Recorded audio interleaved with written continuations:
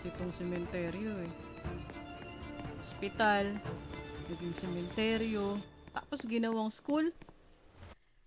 Ay, kakaantok naman. Patulog na nga. May pasok pa bukas. Off ko muna pala tong ilaw. Tulog na tayo guys. May pasok pa bukas. Good night. Hala! Ang payong ni mama. Saan ko ba naiwan yun? Dala ko yun sa school kanina eh. Naku, yari talaga ako nito kay mama. Hanapin ko nga muna, saan ko ba nilagay yun? Baka naman nandito lang sa bahay. Baka naman hindi ko nadala sa school.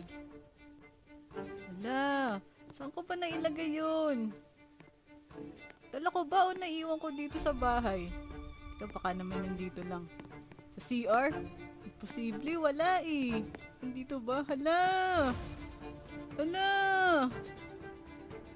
Baka naman nasa baba. Tingnan ko nga. Nandito yun. Naku, lagot talaga ako kay mama. Dito kaya sa sala? Nandito ba? Wala eh. Sa kusina. Wala rin? Hala! Lagot talaga ako nito kay mama. Kabilin-bilinan pa naman niya yung payong na yun eh. Babalikan ko na nga lang sa school. Mukhang doon ko talaga naiwan eh. Ayaw pa mabuksan itong pinto. Ano ba yan? Ay, nakalak lang pala. Naku, sobrang dilim na pala dito sa labas. Nakakatakot. Dito ba ako dadaan? O sa kabila na lang kaya? Parehas lang madilim eh. Ano ba yan? Ba't ko kasi naiwan? Bigyan mo na nga, kaysa naman ang pagalitan ako ni mama. Pero nakakatakot talaga eh. Sana lang talaga walang multo sa daan. Hala, sobrang dilim naman pala dito sa school. Ano na sila nagbukas ng mga ilaw. Buti na lang may dala akong flash. Uy, ano yun? Di ba estudyante rin kahit gabi? Hoy, hoy! Sino yun? Bakit ka nandyan? Buti bumaba agad yun. Delikado yun ah. Saan na nga ba yung classroom namin? Dito banda yun. Bakit parang nag-iba yung itsura ng school pag gabi? Ito yung building ng mga grade 4 eh. Parang ngayon lang ako napunta sa building na to. Ano bang meron dito? Uy, uy. Ala, sino yun? Uy, saan siya pupunta? Hindi din naman dito. Nakakatakot. Oh, yun na naman siya. Ano ba yung meron dito? Oh my God. Grabe, ang dilim. Ala. Uy, nasaan yung daan palabas? Bakit hindi ko makita? Ala. Ano ba itong napasukan ko? Ba't parang hindi ako makalabas? Ayun.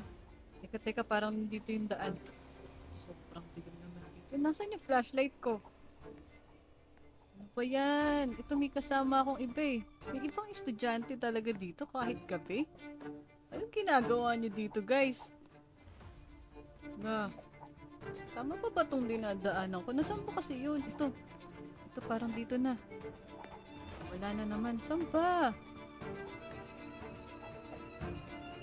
Saan ba palabas kasi dito? Sino pa tong kasama ko? Hoy, alam mo ba palabas? Natrap yata tayo eh. Ayun, ito na. Ha, kinabahan ako. Akala ko hindi na ako makakalabas doon.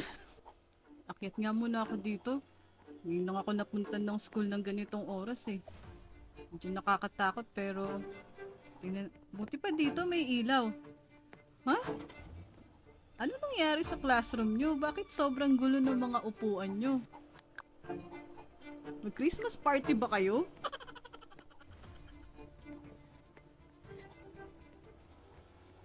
Dilim, grabe. Pero may ibang tao talaga sa school kahit gabi. Ano yan guys? Namamasyal lang kayo? Buti mga nakalusot sa guard. Ano to? Ano kayang meron dito? Akyat pa tayo. Tingnan natin kung ano meron dito. Pero grabe, ang dilim. Ano yun? Ah, billboard lang pala.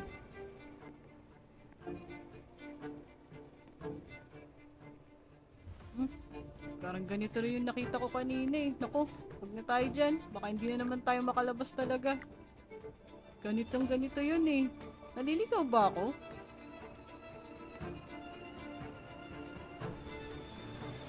Nakakatakot yung mga ganitong kwarto guys. Sobrang dilim sa loob niyan, baka hindi tayo makalabas.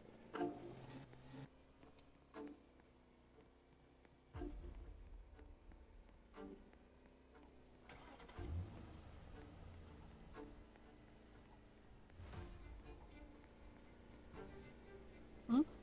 Ano yun? Ibon lang pala.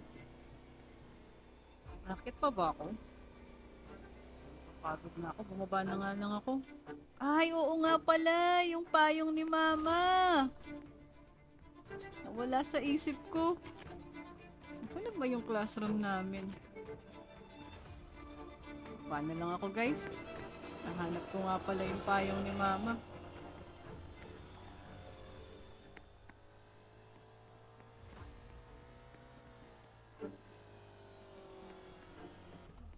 Huh? Pulis ba yun? Bakit may pulis? Siguro sila yung nagbabantay dito pag gabi. Okay lang yan, at least may kasama ako. Tsaka mukhang marami ding ibang estudyante eh. Ayun oh, nandun sila sa isang classroom. Yaman na nga. Parang bigla akong nalito kung nasan yung classroom namin. Saan nga ba banda yun? Konti naman kasi ng ilaw dito pala kapag gabi. Buti pa tong lamesa, may ilaw. Ano to? Ito ba yung kantin? Ah, ito yung tinatambayan namin kapag walang teacher.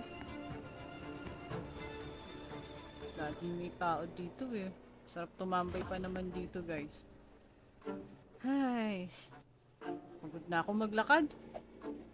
Ah, kailangan ko mahanap yung payong ni Mama. Papagalitan talaga ako nun eh. Oh, bakit ang daming tao doon? Anong meron doon? May pasok ba sila? Oras na ng gabi ah. Anong ginagawa niyo dyan? Baka may special project sila. Anong meron guys? Anong ginagawa niyo? Kung ako anong ginagawa nila dito? Parang, Ma'am, Vice President. Nagbobatohan ba kayo ng ganitong oras? Totoong tao ba kayo? Wala. Anong ginagawa nila dito? Makaalis na nga. Op, op, ay, ay, ay. Laki-laki niya eh. Ano ba yan?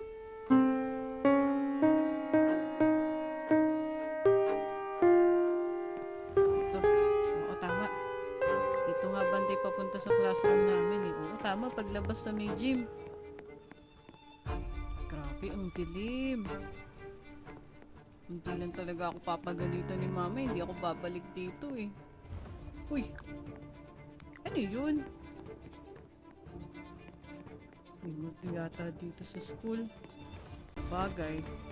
Dati daw kasi itong sementeryo eh. Hospital. Naging sementeryo. Tapos ginawang school. Siyempre marami magmumulto dyan.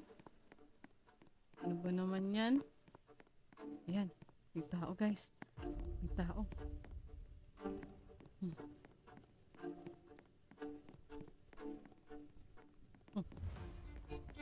Sino yun? Ang dami palang naglilibot sa school ng ganitong oras. Pwede ba yun? Buti hindi sila nahuhuli ng guard. At hindi sila natatakot. Ako kasi yun, matatakot ako eh. Ay, dead end pala to guys. Wala palang daan dito. Mukhang sarado. Tara, balik tayo.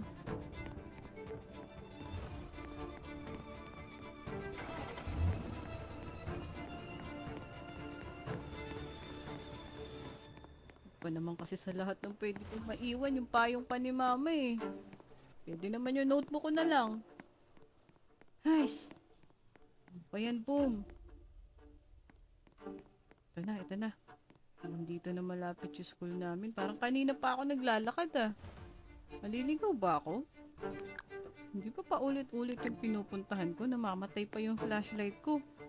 Wala na bang battery to? Ngayon. Hagdan. Naku, ayoko na. Ayoko nang umakit dyan. Baka mamaya maligaw na naman ako. Kakaiba pa naman yung pakiramdam sa school kapag gabi. Parang mabigat. Dito na yata. Oo nga, dito na yata yung classroom namin. Bakit kasi nasa dulo yung classroom namin? Ay! Dead end na naman. Na, umulan. Umugutan na ako ng umaga. Hala. Tamang-tama, buti na lang kukunin ko yung payong ni mama. Gagamitin ako palabas. Ay, grabe, ang lakas ng ulan. Ayun. Ayun pala yung payong ni mama eh. Buti na lang, dito ko lang talaga naiwan. Ay, buti na lang. Grabe pa naman yung lakas ng ulan. Whew! Grabe lakas ng ulan. Nabutan pa talaga ako. Buti na lang, nakuha ko na itong payong ni mama. Okay na yan, at least hindi ako papagalitan. Hindi na tayo guys. Panaginip lang pala.